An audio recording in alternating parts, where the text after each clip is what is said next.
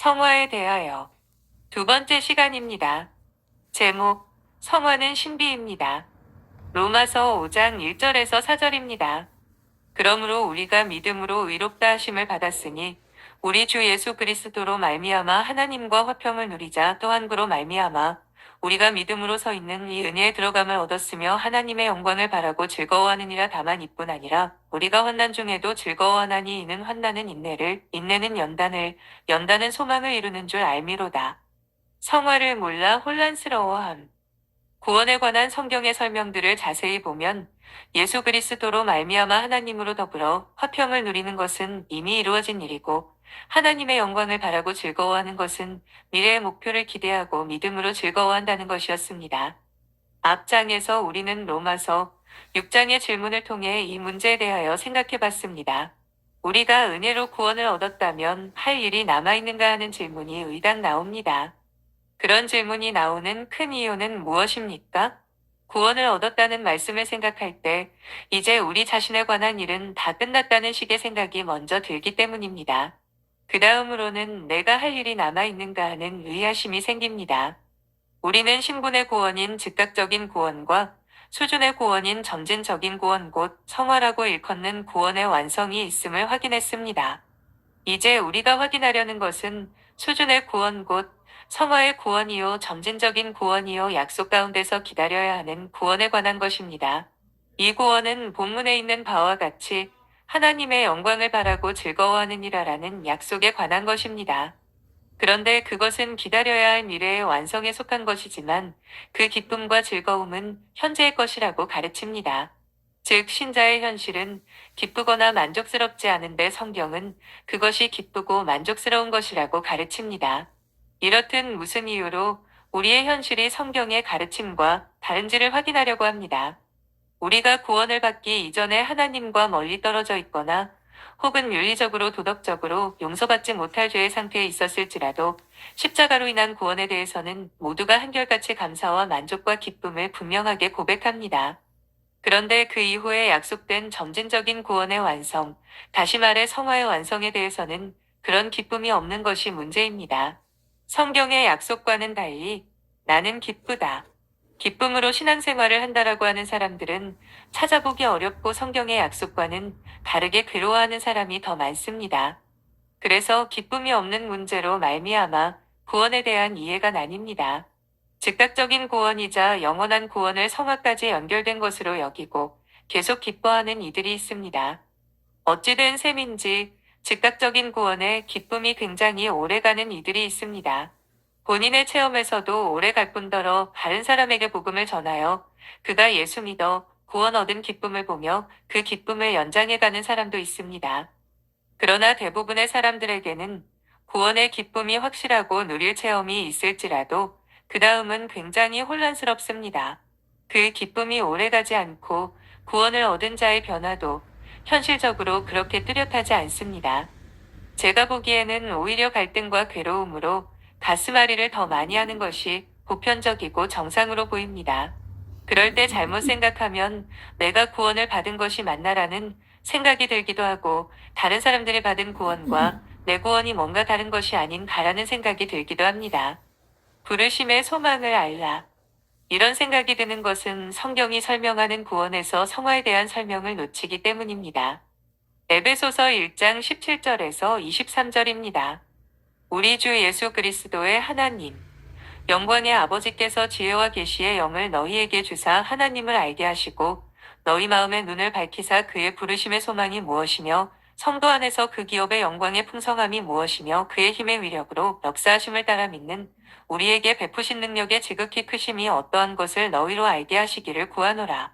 그의 능력이 그리스도 안에서 역사하사 죽은 자들 가운데서 다시 살리시고 하늘에서 자기의 오른편에 앉히사 모든 통치와 권세와 능력과 주권과 이 세상뿐 아니라 오는 세상에 일컫는 모든 이름 위에 뛰어나게 하시고 또 만물을 그의 발 아래에 복종하게 하시고 그를 만물 위에 교회의 머리로 삼으셨느니라. 교회는 그의 몸이니 만물 안에서 만물을 충만하게 하시는 이의 충만함이니라.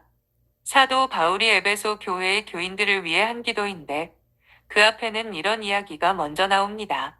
너희가 예수 그리스도를 믿고 복음에 참여하여 구원을 얻어 한 성도가 되고 한 믿음을 갖게 되어서 기쁘다. 그래서 내가 너희를 위하여 이 기도를 한다. 이 기도는 믿지 않는 자로 구원을 받게 하려고 한 기도가 아니라 구원을 얻은 성도들을 위하여 드린 기도입니다. 이 기도에 들어있는 중요한 간구는 하나님을 알라는 것입니다. 에베소서 1장 17절입니다. 우리 주 예수 그리스도의 하나님, 영광의 아버지께서 지혜와 계시의 영을 너희에게 주사 하나님을 알게 하시고, 이것이 기도의 첫 번째 간구입니다. 두 번째는 다음과 같습니다. 에베소서 1장 18절입니다. 너희 마음의 눈을 밝히사 그의 부르심의 소망이 무엇이며 성도 안에서 그 기업의 영광의 풍성함이 무엇이며. 두 번째 간구는 부르심의 소망에 관한 것입니다. 부르심은 지금 에베소 교인들이 이미 얻었습니다. 구원을 얻어 하나님의 백성으로 부름을 받았는데 그 부름의 끝 곧 그 부름의 결국에 대하여 알기를 원한다고 합니다. 그들에게 시작하고 주신 구원의 궁극적 목표와 내용과 완성이 어떤 것인지를 알기 원한다는 것입니다. 우리는 하나님을 모르고 죄 가운데 있다가 예수 그리스도를 믿고 구원을 얻어 하나님의 백성이 되면 끝나는 것으로 속단합니다. 물론 신분과 운명에서는 그렇게 됩니다. 그러나 여기서 말하는 것은 그런 신분에 관한 것이 아니라 너희가 얻은 신분과 너희가 얻은 구원이 어디를 향해 가려고 시작된 것인지 그 부름의 끝이 무엇인지를 알기 원한다는 것입니다. 세 번째는 무엇입니까? 에베소서 1장 19절입니다. 그의 힘의 위력으로 역사하심을 따라 믿는 우리에게 베푸신 능력의 지극히 크심이 어떠한 것을 너희로 알게 하시기를 구하노라. 세 번째 간구는 하나님의 능력을 알기 원하는 것인데 그것은 믿는 우리에게 베푸신 능력입니다. 구원 얻은 우리에게 베푸신 능력입니다. 하나님이 당신의 백성으로 부르신 자들의 궁극적인 완성을 위하여 어떤 능력을 베풀고 계시는지를 알기 원합니다. 신분의 구원에 관한 것만이 아니라 수준의 구원에 관한 것, 곧 성화의 완성을 기도합니다. 17절에서는 하나님을 알기를 원하고 18절에서는 우리를 부르시고 우리에게 시작하신 구원의 끝과 결과와 영광된 목표를 알기를 원하고 19절에서는 완성과 목표를 위하여 하나님이 어떤 능력을 베풀고 계시는지 알기를 원한다는 것입니다. 그 능력은 어떤 것입니까? 에베소서 1장 20절, 21절입니다. 그의 능력이 그리스도 안에서 역사하사 죽은 자들 가운데서 다시 살리시고 하늘에서 자기의 오른편에 앉히사 모든 통치와 권세와 능력과 주권과 이 세상뿐 아니라 오는 세상에 일컫는 모든 이름 위에 뛰어나게 하시고 모든 능력과 권세를 주셔서 만물을 그 발 아래 복종하게 하시고 그분을 만물 위에 교회의 머리로 주셨다는 것입니다. 교회의 머리로 주신 예수님. 이것이 바로 하나님이 당신의 백성들의 완성과 구원의 완성을 위하여 지금 믿는 자들에게 베푸시는 능력입니다. 그러면 교회는 무엇입니까? 에베소서 1장 23절입니다. 교회는 그의 몸이니 만물 안에서 만물을 충만하게 하시는 이의 충만함이니라. 하나님이 예수 그리스도를 우리와 묶어 우리의 충만이 예수 그리스도의 충만이 되도록 하셨습니다. 우리는 예수 그리스도의 죽으심과 부활을 구원과만 관련하며 이해하고 있지 교회로까지 확대하여 이해하지 못합니다. 우리는 모두 예수 그리스도의 구주되심을 논하며 그분이 지신 십자가만 말하고 있습니다. 그분은 십자가를 지셨을 뿐만 아니라 우리와 당신을 묶어 십자가로 구원을 시작하시고 십자가로 그분의 백성들을 완성하셨습니다. 우리는 하나님이 능력으로 우리와 당신을 묶으셨다는 사실을 대부분 놓치고 있습니다. 그리스도와의 연합. 이런 내용은 에베소서에만 있는 것이 아니라 로마서에도 나옵니다. 로마서 6장 3절, 4절입니다. 무릇 그리스도 예수와 합하여 세리를 받은 우리는 그의 죽으심과 합하여 세리를 받은 줄을 알지 못하느냐. 그러므로 우리가 그의 죽으심과 합하여 세리를 받음으로 그와 함께 장사되었나니 이는 아버지의 영광으로 말미암아 그리스도를 죽은 자 가운데서 살리심과 같이 우리로 또한 새 생명 가운데서 행하게 하려 함이라. 이 말씀은 연합을 이야기합니다. 어떤 연합입니까? 예수께서 우리를 위하여 죽으시는 일인데 나와 당신을 묶어서 그분의 죽으심 속에 나를 죽이셨다는 것입니다. 우리는 죄에 대하여 그리스도 안에서 죽었습니다. 예수 그리스도께서 십자가에 죽으신 것은 우리 모두를 위한 일이며 우리 모두를 당신과 함께 묶어 죽으신 것입니다. 단지 죽음으로만 끝나지 않았기 때문에 구원이 성립됩니다. 그런데 그의 죽으심에서만 우리가 연합된 것이 아닙니다. 로마서 6장 5절입니다. 만일 우리가 그의 죽으심과 같은 모양으로 연합한 자가 되었으면 또한 그의 부활과 같은 모양으로 연합한 자도 되리라.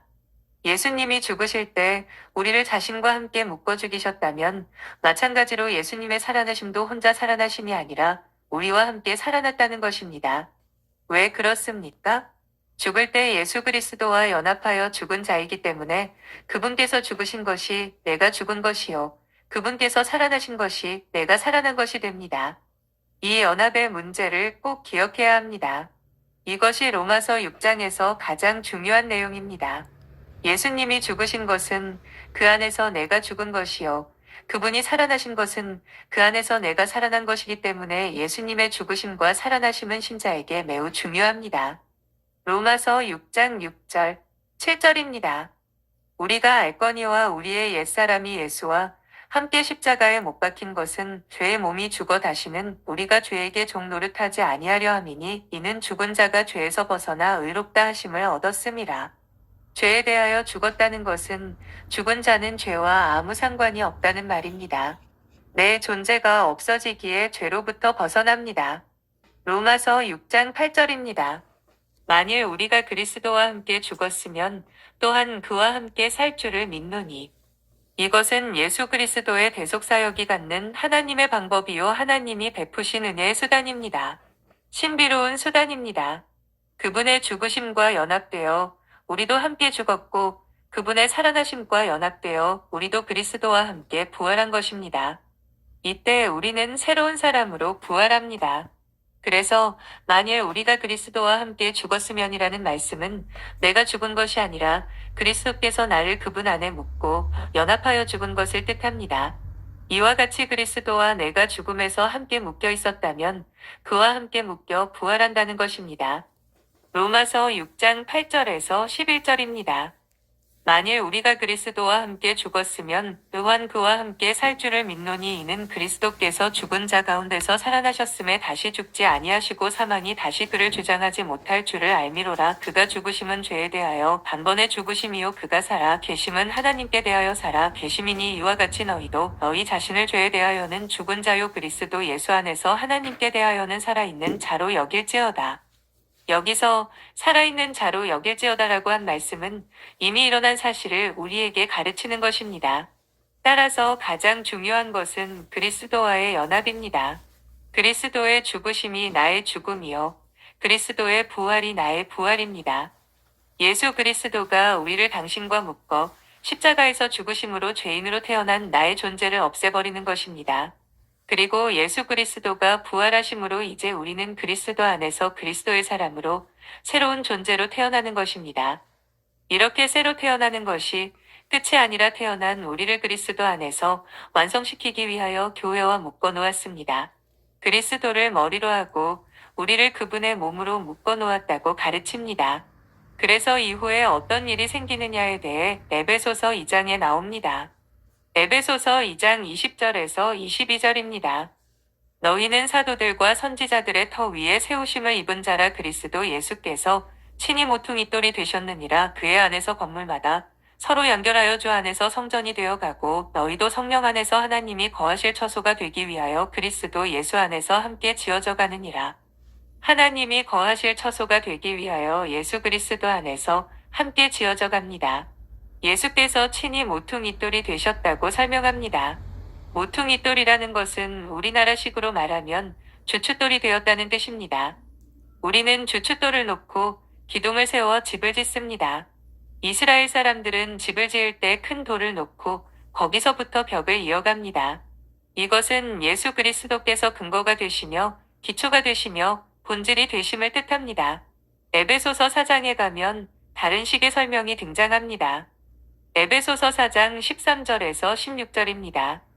우리가 다 하나님의 아들을 믿는 것과 아는 일에 하나가 되어 온전한 사람을 이루어 그리스도의 장성한 분량이 충만한 데까지 이르리니 이는 우리가 이제부터 어린 아이가 되지 아니하여 사람의 속임수와 간사한 유혹에 빠져 온갖 교훈의 풍조에 밀려 요동하지 않게 하려 함이라. 오직 사랑 안에서 참된 것을 하여 범사에 그에게까지 자랄지라.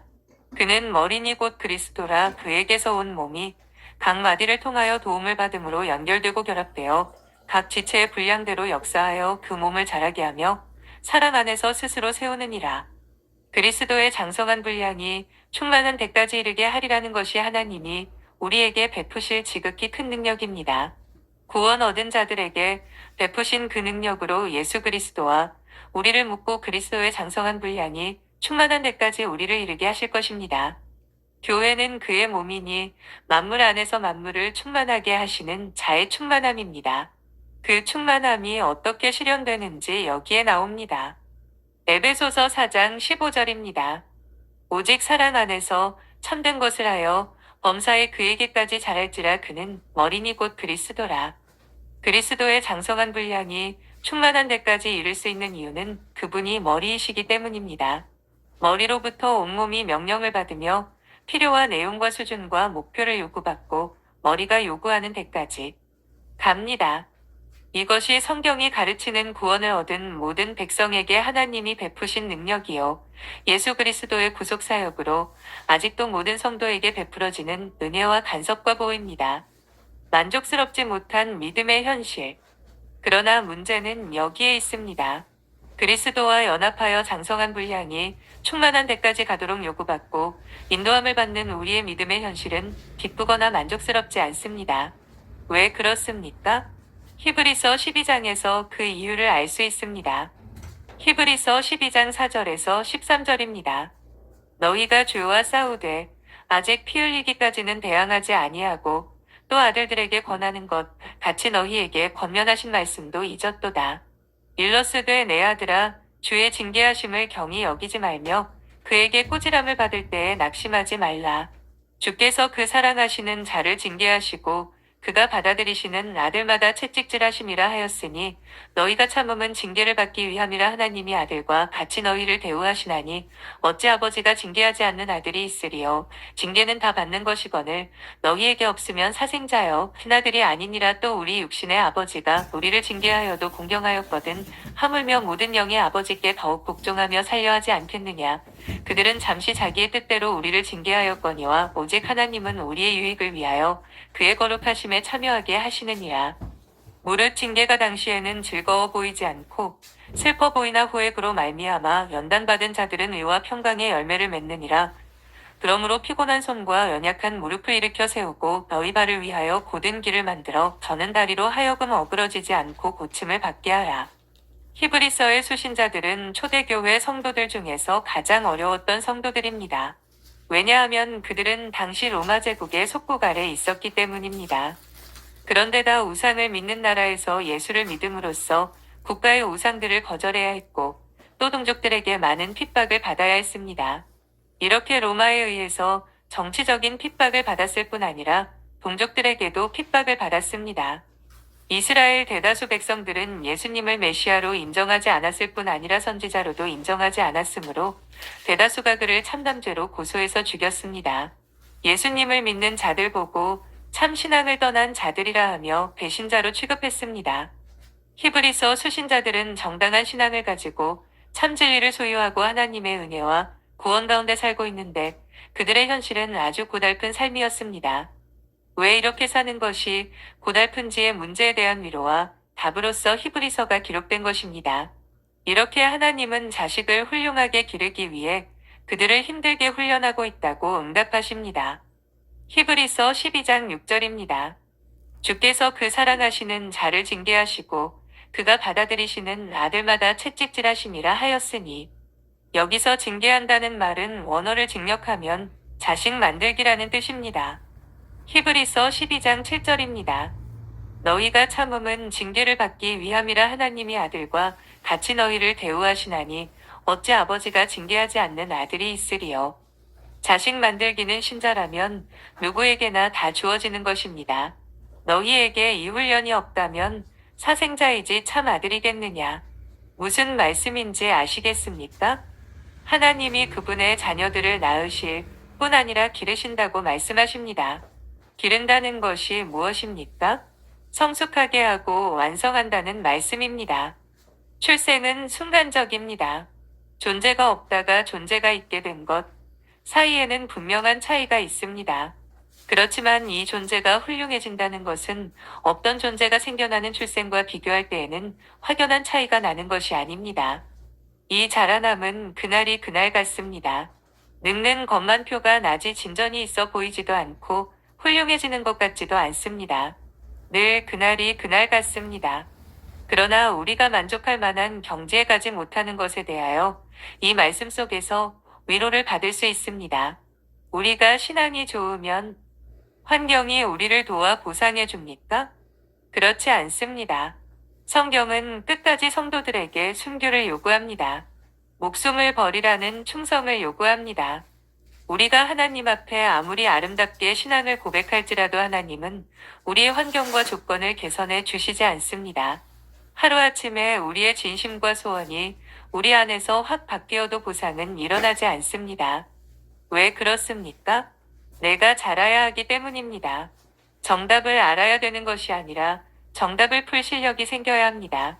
신앙이 자라서 내 것이 되어야 하지 정답을 손에만 쥐고 있도록 그냥 놔두시지 않습니다. 우리에게는 이 부분이 어렵습니다. 바로 이 지점에서 우리는 성도들이 갖는 신앙의 외적 어려움과 내적 어려움을 배우게 됩니다. 내적 어려움이 무엇입니까? 우리가 하나님의 은혜와 믿음 안에서 갖는 주님을 향한 거룩함과 경건의 소원과 열심에 대하여 만족할 만한 답을 얻지 못함에 대한 안타까움입니다. 이것이 내적 어려움입니다. 이런 것들이 우리를 키웁니다. 우리로 하여금 쉬지 못하게 합니다. 경건의 연습을 외면하지 못하게 합니다. 거룩한 소원의 목적지까지 가는 것을 외면하거나 이 숙제거리를 잇거나 핑계대지 못하게 합니다. 마치 외적 조건이 신앙의 헌신과 노력들을 방해하여 넘어뜨리는 것이 아니라 그것을 극복하는 더 깊고 더 두터운 신앙을 갖게 하듯이 말입니다. 이때 우리는 무엇을 확인해야 합니까?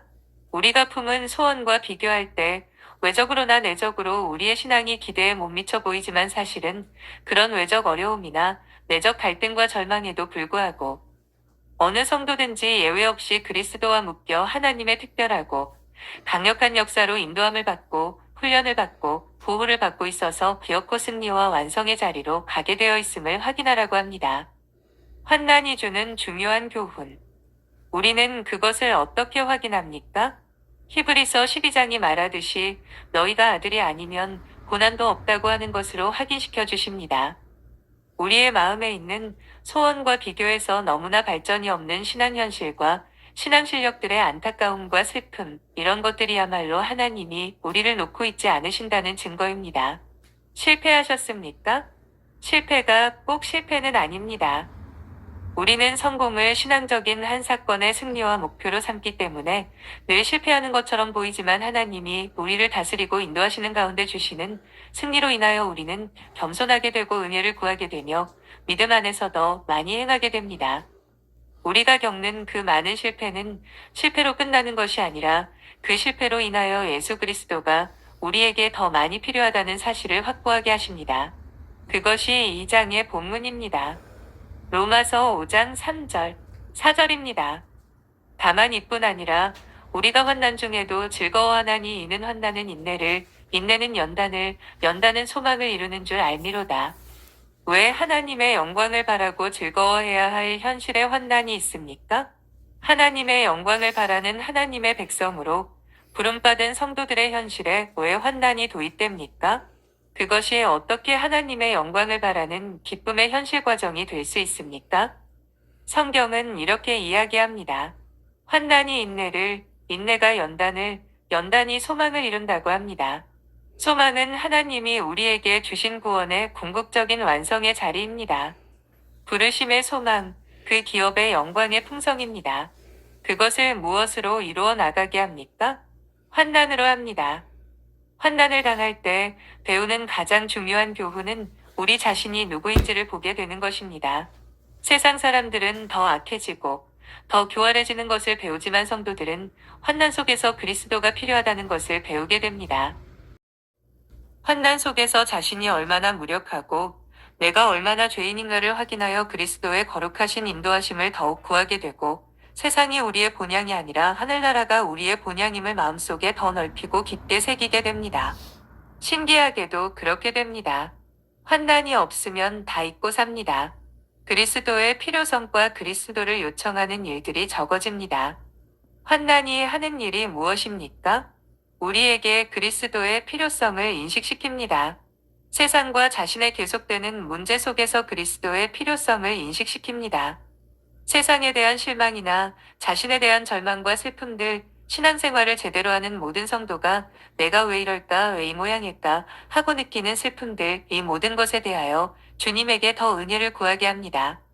내 구원에 대하여 그분의 은혜와 능력으로만 승리가 가능하지 내 힘으로는 가능하지 않다는 것을 배워나갑니다. 그래서 인내를 경험이라고도 이해하게 됩니다. 그것이 우리에게 믿음의 힘이 됩니다. 그리하여 우리는 소망의 자리, 완성의 자리로 갈 것입니다. 히브리서 12장에서 본 바와 같은 징계로 이해되는 외적 어려움이 있습니다. 왜 이렇게 환난이 많고 어려움이 많은가라는 어려움입니다. 그뿐 아니라 내적으로 연약함과 어리석음과 무지함에 대한 안타까움, 실망, 절망, 체념과 같은 것들이 있습니다. 하나님은 이 모든 것을 통해 우리 안에 가장 중요한 것을 만들어 채우시고 키우시고 충만하게 하십니다. 이것이 그분의 능력의 개입임을 확인하고 즐거워하는 것입니다. 이 즐거움은 어렵습니다.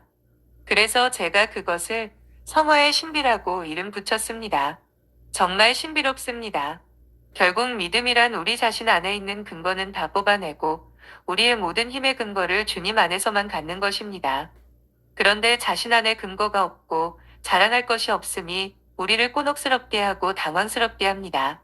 우리는 믿음이라는 이름으로, 헌신이라는 이름으로, 열정이라는 이름으로 어떻게든지 우리 안에 근거를 만들어 갖고 싶어 합니다. 이 부분이 어렵습니다. 이것이 제가 성화의 신비에서 제일 중요시하는 것입니다. 우리는 예수 그리스도를 믿음으로써 얻는 승리와 기쁨을 알기 때문에 승리하는 힘과 승리의 현실이 내 안에 있기를 바랍니다. 내 안에 기쁨이 넘쳐 원수를 사랑하리라 기도하고 나와서 원수를 보는데 정말 못 참겠지만 주님이 나를 위하여 죽으셨는데 내가 이러면 안 되지라는 생각을 승리라고 여기지 못합니다. 그래서 우리는 늘 실패했다고 이야기합니다. 이제 기대를 갖고서 성화가 무엇인지 배우기 바랍니다.